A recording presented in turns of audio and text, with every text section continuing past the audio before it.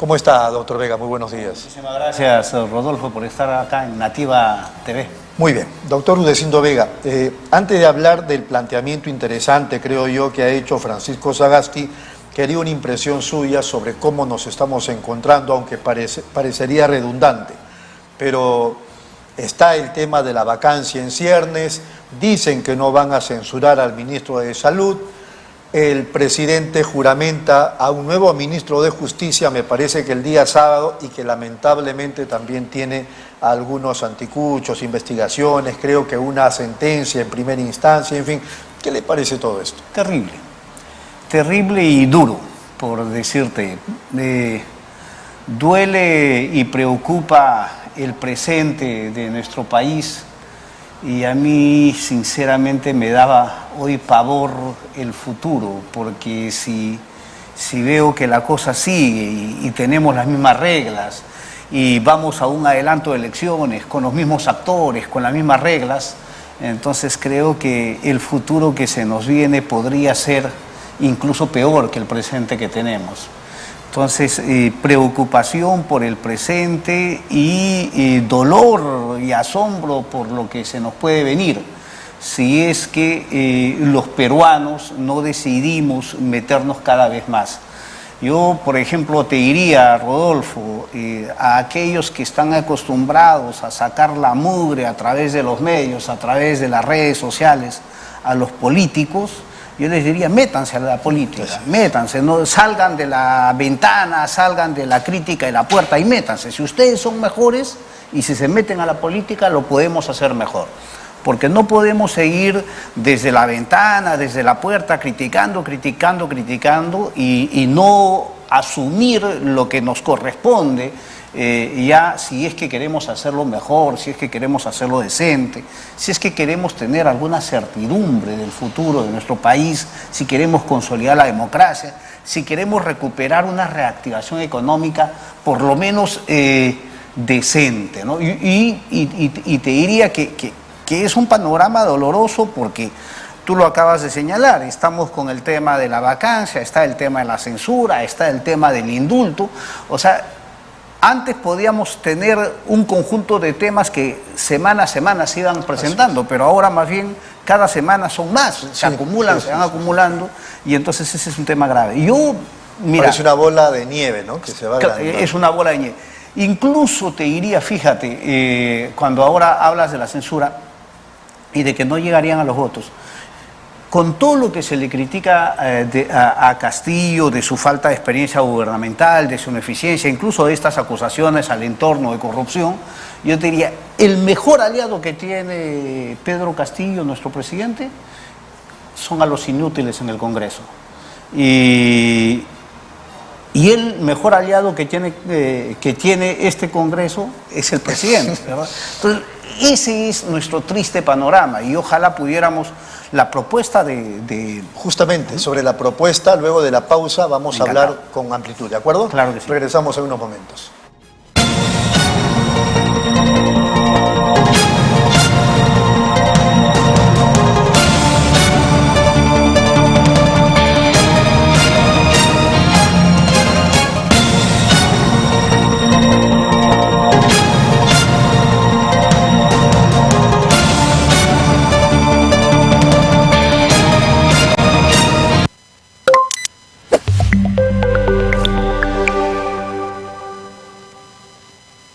¿Buscas lo mejor para tu hogar? En Plaza Hogar podrás elegir, diseñar y plasmar todas tus ideas. Todo lo que soñaste está en Plaza Hogar. Diseños exclusivos y precios sin competencia. Cómprale al Perú. Ven a Plaza Hogar. La emoción de encontrar lo mejor para tu hogar. Avenida Angamos, 1551 Surquillo. Nueva app de Derrama Magisterial. Maestro y maestra, realiza tus consultas y operaciones en la palma de tu mano. Con el nuevo app Derrama Magisterial podrás realizar tus operaciones en todo momento y desde cualquier lugar. Solicita un crédito, consulta el estado de tu cuenta individual, accede al estado de tus créditos, actualiza tus datos, accede al servicio de asesoría legal gratuita. Ubica nuestras oficinas a nivel nacional. Descárgalo hoy mismo en tu Play Store. Derrama Magisterial, seguridad social para el maestro.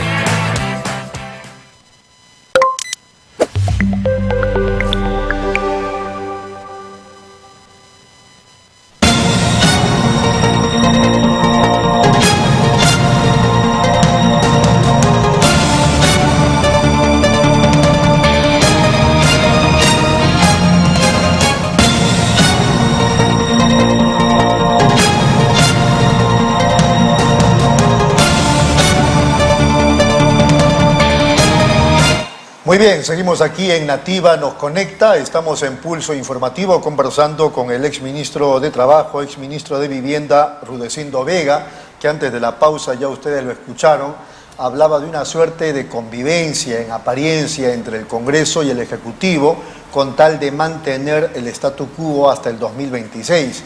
Y creo que los peruanos, la mayoría de peruanos, no queremos una crisis permanente. Lo que queremos es no solamente que no haya crisis, sino que también se desarrolle el país, ¿ah?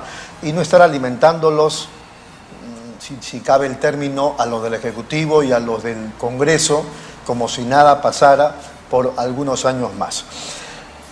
¿El planteamiento de Francisco Sagasti es bueno o es malo, doctor? No, yo creo que es un buen planteamiento, ¿no? Solo que no es tan inmediato ni es tan rápido. No, es todo un proceso, ¿ah? Claro, es todo un proceso. Hay que recaudar firmas. Una vez que se recaudan estas firmas, con el proyecto tiene que presentarse a este Congreso. Este Congreso, que no quiere irse, tiene que agendarlo, así es. Tiene que debatirlo, aprobarlo como ley en 2 legislaturas, ¿verdad?, ordinarias, o en una legislatura más un referéndum. Entonces, vamos a decir, su proceso no es un proceso inmediato. En principio, las firmas creo que se requieren son cerca de 800.000. Y si es que fuera para referéndum, ¿no? Sí, porque es una iniciativa de reforma constitucional. Pero lo que yo ahí te diría es que el plazo de implementación de la propuesta de Francisco Sagasti no es corto, no es para lo inmediato, se toma su tiempo. Estimo que un par de años a 2 años y medio. Pero para presentar el proyecto de ley se requieren 77.000 firmas. 77.000 firmas. Correcto. ¿No? Porque es una iniciativa legal. Correcto. Entonces se presenta ante el Congreso y el Congreso lo tendría que aprobar, dicen, con 66 votos. Sí, pero tendría que ir, como es reforma constitucional, a un referéndum. Hay 2 caminos. O va a 2 legislaturas ordinarias, o va a una legislatura ordinaria e inmediatamente referéndum. ¿No? Entonces, se puede evitar el referéndum con 2 legislaturas. Con 2 legislaturas ordinarias. Correcto. ¿No? Ahora, pero ese ya tiene un gran problema, que tiene que ser aprobado por este Congreso. Y este Congreso es el que no se quiere ir. Así es. Y lo que le estaríamos es presentando una ley para que ellos se vayan, ¿no? Y la van a archivar. Claro, y estos temas... O nos van a pasear, ¿no? O nos van a pasear o lo van a alargar. La única posibilidad que yo creo que esta buena propuesta tiene es que se encarne en la sociedad civil y en una movilización ciudadana. Claro. Y que sea la movilización ciudadana... Que la calle se pronuncie, claro, que la calle presione. Presione. Ahora, para que eso ocurra, yo entiendo que debe haber un liderazgo. Sí, claro. Porque si no hay liderazgo, pues... Es que acá el liderazgo tiene que ser de quien lo presenta. Francisco Sagasti felizmente ha salido... O sea, usted asume que él está asumiendo en este momento el liderazgo al plantear eso. Pero es que no creo de otra manera. Creo que tiene que ser así. Si tiene que ser una propuesta seria, el que lo propone tiene que estar dispuesto no solamente a liderarlo, sino a fajarse, ¿verdad?, y a luchar y a abanderar esa propuesta. De lo contrario, sería un engana, muchachos, y no creo que... Es un hombre entrado en años. Sí. ¿Qué edad tiene Francisco Sagasti? Francisco Sagasti debe estar, me imagino, por los 76, 77, 78 cercano años, a los 80. ¿no? Sí, cercano. Pero mira, yo en el tema de años yo no me complico mucho, Rodolfo. Yo me complico en el tema de que él tiene que liderar, él tiene que salir. Pero mira, yo cuando fundamos Transparencia el año 94, los líderes principales de Transparencia eran el presidente Luis Jaime Cisneros, que estaba por los 75, el padre Felipe MacGregor, que estaba por los 78 años, Paco Miro Quesada Cantuarias, que estaba por los 77, el ingeniero Alberto Guise, que también estaba en 75 como Luis Jaime. O sea, yo lo que le decía, esos viejos jóvenes fueron los que crearon un movimiento. Eso. Claro, y fue un movimiento fuerte, importante, que a los 6 años permitió que Fujimori se vaya del país, ¿no? Entonces, ahora, Francisco Sagasti va a tener que rodearse de generales, usando términos militares, importantes, ¿no? O sea, sí, yo creo que la gente diga, caray. Y tendría que ser una convocatoria amplia, claro, ¿no? ¿Por qué? Porque creo que solamente una propuesta muy amplia puede capitalizar el desencanto de los ciudadanos que son de todas las tendencias y de toda la haya, ¿no? Entonces yo creo que una propuesta de ese tipo, para que sea viable, en este Congreso no va a poder serlo, porque todos se quieren quedar y el Ejecutivo también se quiere quedar, ¿verdad? Entonces lo que tú señalabas, la convivencia. O sea, Ejecutivo y parlamentarios, todos se quieren quedar hasta el 2026. Esta propuesta lo que dice es adelanto de elecciones. Cuando llegue al Congreso van a votar en contra. Entonces los únicos que tienen que presionar son la ciudadanía, la sociedad civil, y sí tienen que tener un liderazgo. Yo espero que, y con la consideración que tengo del presidente Francisco Sagasti, sea él quien lidere y abandere. Seguramente le van a caer palos de todo lado, porque en la política es así, pero hay que impulsar. Yo soy de los que creen ¿Hubo que cuestionamientos en el gobierno de Sagasti, usted se acuerda? Porque el Partido Morado sí, por el tema de Guzmán y todo eso. Pero lo que ocurre, Rodolfo, es que fue un gobierno muy corto, porque es un gobierno de transición. 9 meses. 9 meses. Casi 9 meses. 8 meses y 3 semanas prácticamente, como el de Paniagua. Tuvo un buen comportamiento en el tema de las vacunas. Claro, entonces hubo un buen comportamiento, o sea, vamos a decir, los dos encargos para Francisco Sagasti eran: uno, convoca las elecciones y que las elecciones vayan bien. Se hizo. Dos, que el tema de la lucha contra la pandemia corrija todo el desastre que fue en el gobierno de Vizcarra. Y lo hizo, y lo logró. Acumuló la salida era la vacunación, hizo su trabajo, hicieron el trabajo los ministros, compraron las vacunas, llegaron e implementaron el proceso de vacunación.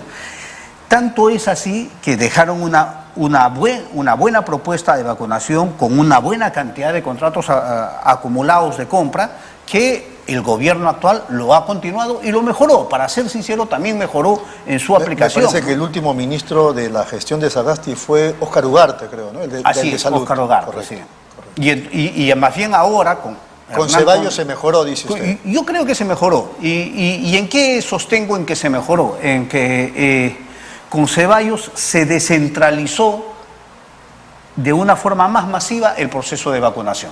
Por eso es que los números comenzaron a correr. Pero felizmente pudo hacer eso porque habían vacunas. Claro. Porque si no hubiera existido, no se hubiera podido hacer. Claro. Lamentablemente, con la salida de Hernando Ceballos, hoy tenemos un bache. Con el ministro actual Condori, hoy tenemos ese bache. ¿Por qué? Porque si el proceso de vacunación venía acelerado, venía planificado, venía programado, con el actual ministro Condori hay una bajada enorme. Y no solamente por el desinterés de la gente, sino porque los centros de vacunación hoy no están atendiendo. Lucen vacíos. O lucen vacíos. Claro, y entonces ahí lo que se necesita es hacerlo mucho más masivo, ¿verdad? Mira, algunos incluso están cerrando. Claro, fíjate, cierran. Y lo más penoso es que hay vacunas que se han vencido, ¿verdad? Claro. Hay 2 millones de vacunas que se han vencido, y eso es terrible. O sea, eso es un problema de gestión grande. O sea, ahí sí no hay que decir si tiene acusaciones o no tiene acusaciones. No es eficiente, no tiene la capacidad, y entonces por eso. No es el único factor. Yo diría que es el más importante, de acuerdo con usted. Pero también la gente, como ya ve pues que la tercera ola se está cayendo y que están bajando los hospitalizados, los muertos, la gente ya se desentiende un poco, ¿no? Eso es cierto, pero además de eso, y yo que te sigo a ti en redes, veo que permanentemente nos estás informando para que no bajemos la guardia.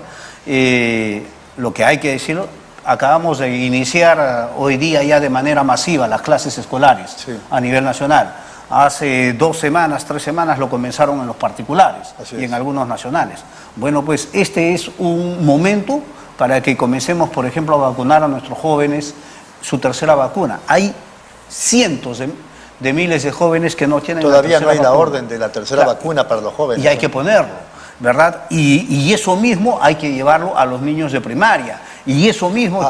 A propósito de la tercera dosis y del ministro Ceballos, el anterior ministro de Salud, a mí me pareció, digamos, aventurero el hecho de que él dijera en algún momento: vamos a imponer la vacunación de la vacuna de refuerzo, o sea, la tercera dosis, de 18 años para arriba. O sea, no solamente los de la tercera edad.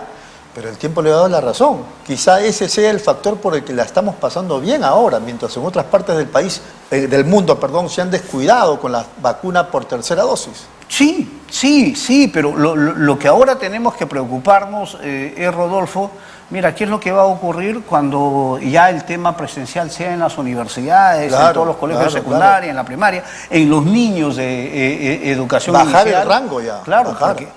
porque mira, ya con eso lo que vamos a tener es cerca, si vemos la población universitaria con toda la población electoral, estamos hablando de cerca de 12, 13 millones Claro. de personas que van a hoy vivir en círculos mucho más Claro, cerrados. hasta los 11 años ya debe ser la vacunación de refuerzo y en las universidades, como en los colegios, también aplicar las vacunas. Claro que sí, por si es que queremos tener, ¿verdad?, todavía estos logros. Y entonces yo siento que ese tema se encuentra hoy en un bache. Y en un bache por la gestión del propio ministerio, y también es cierto, quizás por una suerte de descuido ciudadano que también existe, ¿no?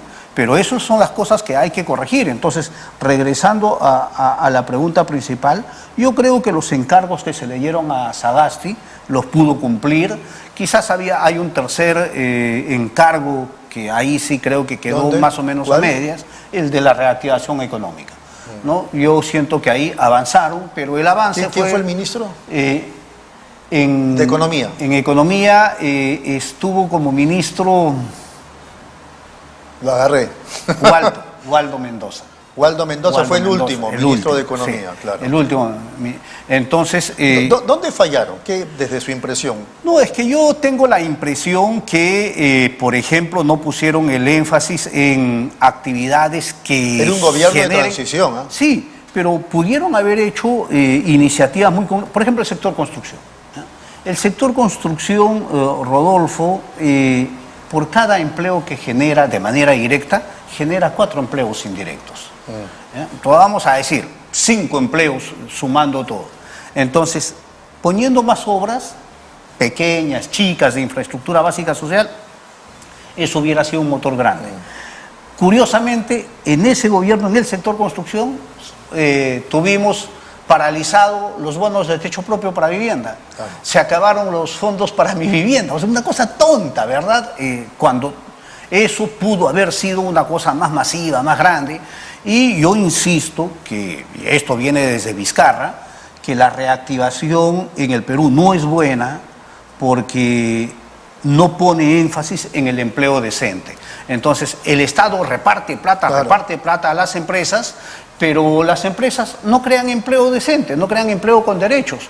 Y eso es lo que ha permitido que la informalidad laboral crezca de una manera. Abordamos el 80%. El aforo también era un problema. Los aforos, digo, también eran un y entonces, problema. ese es un tema que viene desde Vizcarra, que creo que lo mejoró alguito Sagasti, pero lo ha dejado pendiente, y en este gobierno el pendiente se ha incrementado.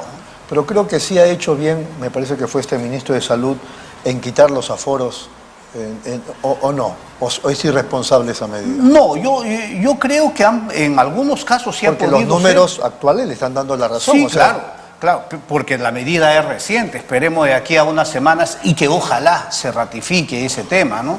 Yo ahí, como te digo, mi preocupación no es el reinicio de clases, mi preocupación es que ese reinicio hay que hacerlo sólido con vacunación, porque si no es un riesgo. A ver, un ratito, o sea, que todos los niños estén vacunados y no entran a clases. No, lo que te digo es que en el camino, en el proceso Claro, hay que comenzar a vacunar. claro. Porque si lo hacemos en etapas previas, te das cuenta que acá en el Perú no funciona. Mientras se implementan el proceso de vacunación para la escolarización, nos hemos tomado 2 años. Por No tiene ejemplo, sentido. nos han quitado ya los aforos y ahora es 100% todo, ¿no es cierto? Pero en Y los por- colegios no. Claro, y por eso... Y es el que- distanciamiento tampoco, hay Claro, 1 metro. Y por eso es lo que te digo, justamente porque los aforos son de 100%, es que hoy tiene que fortalecerse más la vacunación. Así es. ¿no? Muy bien, nos vamos un ratito a la pausa y regresamos con la Perfecto. última parte de la entrevista al doctor Rudecindo Vega.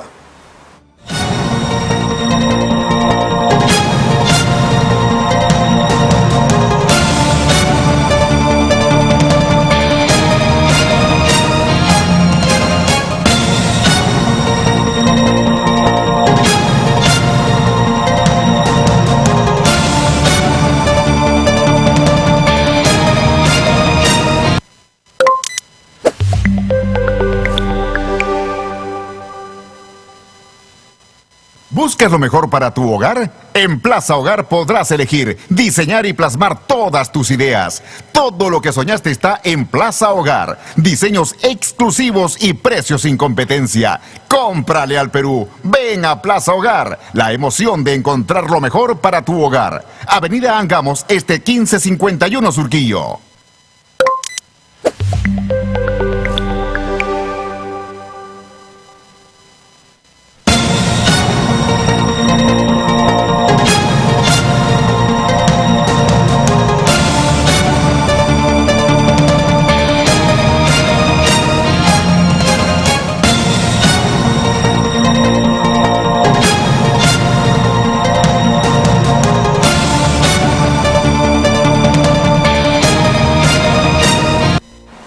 Muy bien, seguimos aquí en Nativa Nos Conecta. Esto, por supuesto, que es Pulso Informativo y estamos conversando en el programa con el doctor Rudecindo Vega, exministro de Vivienda y exministro de Trabajo. Bueno, el tema de la coyuntura política ya ustedes lo han escuchado. Él ha expresado algunos planteamientos interesantes. En el caso de Francisco Sagasti, su planteamiento, el doctor Vega dice que puede dar resultados. Es un trabajo en el que tiene fundamental importancia la población misma, la calle, ¿no? Algo de eso también hoy en la mañana lo expresó nada menos que Salvador del Solar. Él dice, el expresidente Sagasti sugiere ruta para salir del círculo vicioso con un papel central para la ciudadanía. Exigimos cambios. Bueno, ¿y qué le parecería que, por ejemplo, Francisco Sagasti lo convoque a Salvador del Solar? Y me parecería bien. Y me parecería que hay gente de diferentes tendencias políticas, con pasado partidario o sin pasado partidario, ¿verdad? Que ojalá puedan sumarse en esta iniciativa, ¿no? Salvador del Solar es una personalidad, él ha sido presidente del Consejo de Ministros, terminó con una buena imagen, hombre demócrata. Yo creo que no sería... No es militante de ningún grupo político. Y no es militante de ningún partido, entonces quizás los que fueron sus víctimas en la disolución del Congreso no lo quieran, pero tiene un buen perfil ciudadano y sería un extraordinario jale en este proceso. Yo más bien lo que le diría no pretendo sugerir, en una de esas lo tienen previsto, entonces lo único que le diría es fortalezca un grupo de iniciativa a su propuesta, presidente Sagasti, porque tirarla suelta al aire no es posible, hay que hacer que encarne, ¿no? Claro. Yo soy un convencido de que si la sociedad civil no se hace cargo de hacer que este círculo vicioso se rompa, en realidad va a ser muy difícil. Y hay que pedirle también a esa sociedad civil que una vez que tenga un logro en el cambio político, de transición política, ya por fin se ponga los pantalones y asuma el liderazgo del cambio. Mira, el cambio del fujimorismo en el año 2000 fue después de una lucha ciudadana muy larga, foro democrático, transparencia, articulado. Lamentablemente esa generación que logró esa recuperación democrática no asumió el cambio. Volvieron los mismos partidos políticos de antes, con los mismos líderes, y entonces esa generación se quedó pasmada. Hoy, con la generación del Bicentenario, ha ocurrido lo mismo. Todo este cambio es producto de una lucha muy fuerte de esa generación del Bicentenario. Pero lamentablemente, cuando hubo estas elecciones, la generación del Bicentenario desapareció. ¿Por qué? Porque volvieron los viejos partidos con los mismos candidatos de siempre. Entonces, lo que hay que pedir es que una vez que esta ciudadanía luche, consiga sus logros, ya se ponga los pantalones. El ejemplo ya lo tenemos en Chile.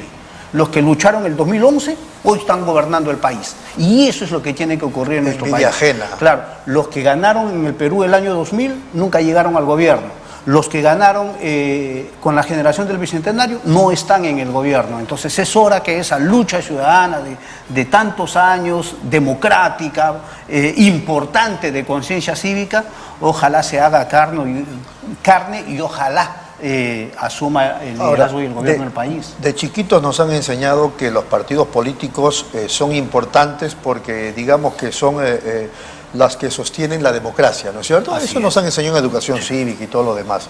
Esa es la importancia de los partidos. El problema de los partidos, y yo lo he escuchado en varios analistas aquí en Pulso Informativo, de la Universidad Católica y de otros lugares, tipos muy especializados en sus temas, que la crisis que estamos, teniendo desde el 2016 y estamos arrastrando y que cada vez se hace más complicada, es culpa de los propios partidos políticos, porque no se han renovado, que ahora ya las ideologías han quedado de lado, que de por medio está el peso del interés económico y no otras cosas. ¿Qué dice usted? 3 culpables. Los partidos políticos, sin duda, porque los partidos políticos, alguna vez lo hemos conversado, yo creo que hoy son de 3 tipos. Son clubes electorales, que lo único que sirven es para hacer vientres de alquiler y poner como candidato a cualquiera. Y es un gran negocio, ¿verdad? Es un negocio, ¿verdad? Los partidos se han mercantilizado, se han convertido en empresas informales de candidatos. 1. 2. Los partidos se han convertido en bandas. Lamentablemente en bandas criminales. Y hoy eso no lo digo yo gratuitamente, lo puedo decir, lo dice la Fiscalía de la Nación. Y con nombre muy concreto. Más aún, podría decirte, los 2 partidos que disputaron la segunda vuelta en estas últimas elecciones, las 2 son investigadas por organizaciones criminales. Por organizaciones criminales, ¿verdad?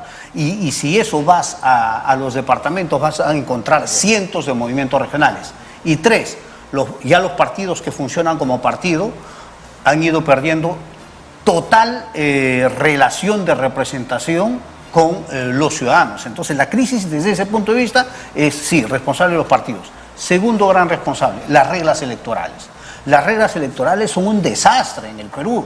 O sea, pero no se estaban mejorando. Pero por ejemplo, el financiamiento ahora de parte del Estado. Pero todas esas mejoras no nos han ayudado, han servido para peor. Por ejemplo, yo insisto, hace días escribía algo.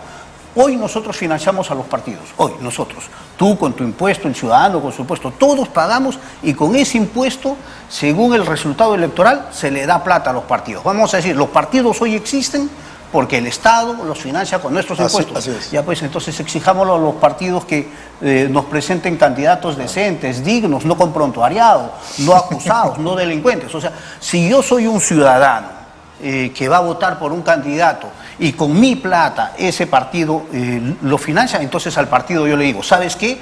No quiero un candidato que haya sido sentenciado, no quiero un candidato que tenga acusación fiscal, siquiera acusación fiscal. Pero hace días nomás había una reforma electoral donde han quitado la paridad. Claro. ¿Por qué? Porque justamente lo que te digo, los que están ahora en el poder son los que no quieren irse y los que quieren que las cosas sean para peor. Y el tercer responsable, Rodolfo, los ciudadanos. Porque yo siento que los ciudadanos... Nos hemos desentendido. Nos hemos desentendido. Y a eso te digo, ojalá que los que han conseguido con sus luchas la recuperación de la democracia del 2000, los que han conseguido el fortalecimiento de la democracia, la generación del Bicentenario, ahora último, ya pues que se metan a la cancha, asuman el gobierno, sean candidatos y que no estemos en la ventana, ni estemos en la puerta criticando, viendo cómo pasan los que se llevan la plata y nos sacan la lengua robándonos. Doctor, ha sido muy amable. Muchas gracias. A ti, Rodolfo.